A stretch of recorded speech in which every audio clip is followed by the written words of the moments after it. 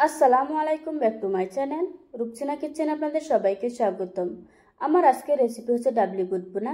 এটা খেতে অসম্ভব টেস্টি। ছোলা ভুনা খেতে আমরা সবাই পছন্দ করি, তেমনি ডাবলি বুট ভুনা কিন্তু অসম্ভব ভালো লাগে। চলুন তাহলে রেসিপিটা দেখে নেওয়া যাক। আমি এখানে 1 কাপ ডাবলি বুট নিয়েছি। আমি এগুলিকে সারা রাত পানিতে ভিজিয়ে রেখেছিলাম। এখন দেখুন ফুলে কতটা মোটা হয়েছে। এগুলিকে আমি খুব ভালোভাবে ধুয়ে পরিষ্কার করে নিয়েছি। এখন দিয়ে দিচ্ছি 1 চা চামচ লবণ। এবার পরিমাণ মতো পানি দিয়ে বুটগুলিকে সিদ্ধ করে নেব। ডাবলি বুটটা তো আমরা সবাই সিদ্ধ করতে পারি, তার জন্য আমি এটাকে অফ ক্যামেরায় সিদ্ধ করে নেব। চুলায় একটি কড়াই বসিয়ে দিয়ে দিচ্ছি 1/4 কাপ রান্না করা রেগুলার তেল। দিয়ে দিচ্ছি একটা তেজপাতা, তারপর দিয়ে দিচ্ছি 1 কাপ পেঁয়াজ কুচি। এবার আমি পেঁয়াজটাকে হালকা ব্রাউন কালার করে ভেজে নেব।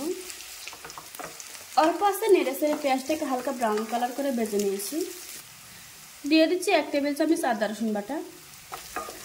এখন আদা রসুনের কাঁচা গন্ধটা না যাওয়া পর্যন্ত ভেজে নেব।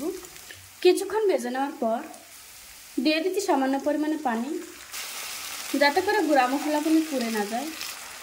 এবার আমি গুঁড়া মশলাগুলি অ্যাড করব। দিয়ে দিচ্ছি 1/2 চা চামচ লাল মরিচের গুঁড়া, দিচ্ছি 1/2 চা চামচ হলুদ গুঁড়া, দিয়ে দিচ্ছি 1/2 চা চামচ জিরার গুঁড়া, তারপর দিয়ে দিচ্ছি 1/4 চা চামচ ধনিয়ার গুঁড়া, দিচ্ছি স্বাদ মতো লবণ। এবার আমি সব কিছু খুব ভালোভাবে মিশিয়ে নেব। মেশানো হয়ে গিয়েছে। মশলাটা যখন কষানো হয়ে গিয়েছে, আমি আবার একটু পানি দিয়ে দিচ্ছি। ডাবলি বুটটা যেহেতু রান্না হতে এত বেশি সময় লাগে না, তার জন্য মশলাটাকে খুব ভালোভাবে কষিয়ে নেওয়াটা জরুরি। এখন অল্প আছে মশলাটাকে কষিয়ে নেব। যখন পানিটা শুকিয়ে যাবে আর মশলা থেকে তেলটা ছেড়ে দেবে, তখন বুঝতে হবে আমাদের মশলাটা কষানো হয়ে গিয়েছে। আমাদের মশলাটা কষানো হয়ে গিয়েছে। এবার দিয়ে দিচ্ছি আগে থেকে সিদ্ধ করে রাখা ডাবলি বুট। এখন মশলার সাথে ডাবলি বুটটাকে খুব ভালোভাবে মিশিয়ে নিতে হবে। এখন এটা রান্না হতে এত বেশি সময় লাগবে না। এই পর্যায়ে ডাবলিটাকে আমি 5 মিনিট কষিয়ে নেব। চুলার আঁচ অল্পতে রেখে এটাকে কষিয়ে নিতে হবে, যাতে করে পুড়ে না যায়। 5 মিনিট পর দিয়ে দিচ্ছি 1/2 কাপ পানি, তারপর দিয়ে দিচ্ছি আগে থেকে ফালি করে রাখা কিছু কাঁচামরিচ। তবে জালটা আপনারা আপনাদের পছন্দ অনুযায়ী দিয়ে নেবেন। এবার ঢাকনা দিয়ে ডেকে কিছুক্ষণ রান্না করে নেব। কিছুক্ষণ পর আমি ঢাকনা দিয়ে ডেকে 3 মিনিটের মতো রান্না করে নিয়েছি। এবার দিয়ে দিচ্ছি কিছু ধনেপাতা কুচি। ধনেপাতাটা দিয়ে সব কিছু খুব ভালোভাবে মিশিয়ে নিচ্ছি।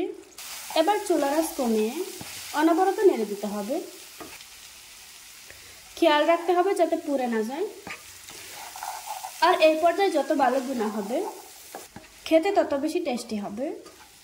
পানিটা শুকিয়ে গিয়েছে, মশলাটাও ডাবলির সাথে খুব ভালোভাবে মিশে গিয়েছে। আমার ডাবলি বুট ভুনাটা রান্না করা হয়ে গিয়েছে। এবার আমি চুলা থেকে নামিয়ে নেব। দেখুন বন্ধুরা, আমার ডাবলি বুট ভুনাটা রান্না করা হয়ে গিয়েছে।